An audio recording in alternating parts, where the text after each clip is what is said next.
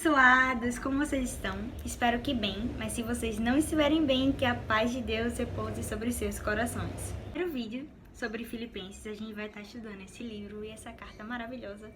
E a gente vai ver hoje o contexto histórico de Filipenses. E por que é tão importante o contexto histórico?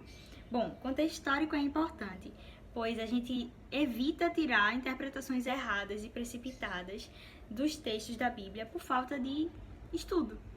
E por causa do contexto histórico, a gente consegue entender o porquê que a carta estava sendo escrita, o que estava acontecendo no período, os problemas que as pessoas estavam passando, e sem contar que a gente também entende o porquê que o escritor da carta falou certas coisas para aquelas pessoas daquela época.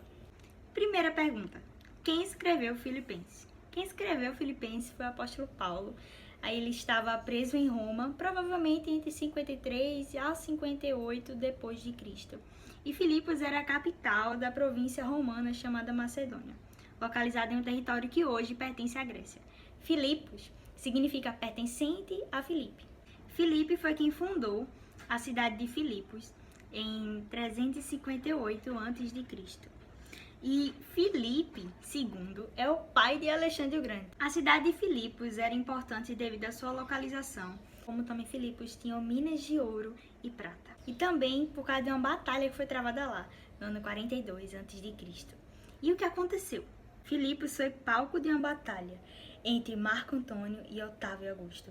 Eles queriam, na verdade, vingar a morte de César, de Júlio César.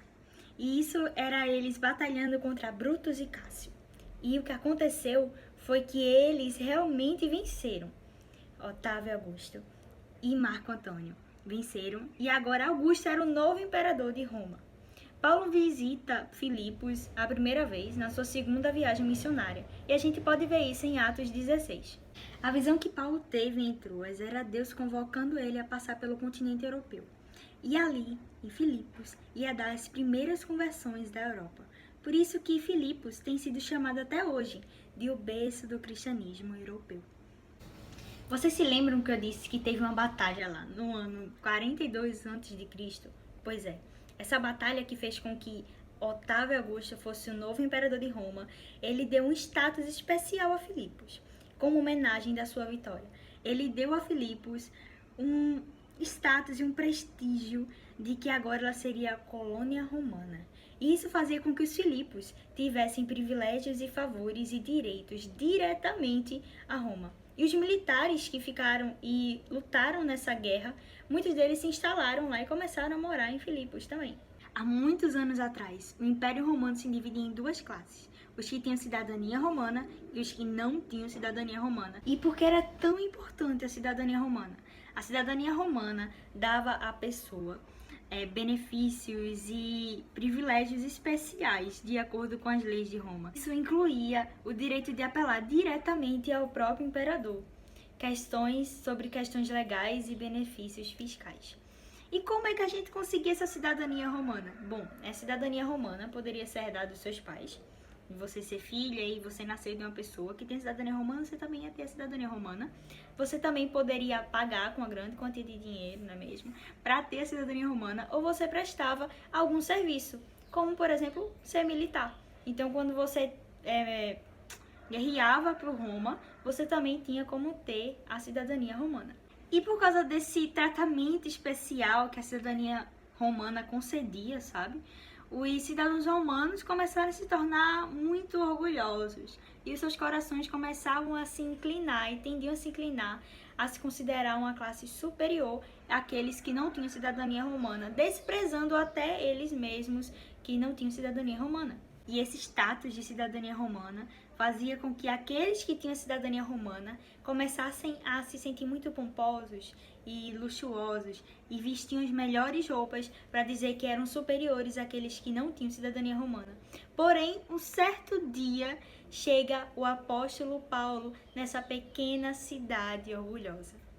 E Paulo proclamava algo que era chocante, algo que os cidadãos romanos não esperavam. Ele dizia que Jesus ele não era veterano, ele não era cidadão romano, ele não tinha ouro, não tinha prata, mas ele era um humilde carpinteiro judeu. Paulo ainda afirmava que só Jesus é o Senhor, para os militares que eram fiéis a César, e dizia que só César é Senhor. Muitos se sentiram atraídos pelo que Paulo falava, enquanto alguns achavam que isso era uma vergonha para aqueles que tinham a cidadania romana. Os cristãos de Filipos se tornaram um dos patrocinadores mais consistentes do apóstolo Paulo, mesmo em tempos de dificuldades financeiras. Agora, cerca de 10 anos depois da visita de Paulo a Filipos, eles, os cristãos de Filipos, descobriram que Paulo estava preso em Roma. Como haviam feito antes, pegaram uma oferta generosa para poder mandar a Paulo, enquanto ele estava num momento difícil, ele estava na prisão, e enviaram para um fiel cristão chamado Epafrodito.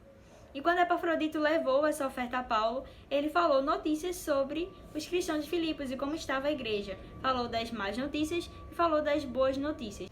A boa notícia é que, mesmo em dificuldades, os cristãos de Filipos tinham continuado firmes em Cristo. E a má notícia é que, por mais que os cristãos de Filipos fossem maduros na fé e em generosidade, ainda havia uma parte em seus comportamentos culturais que eles nunca haviam lidado: o orgulho.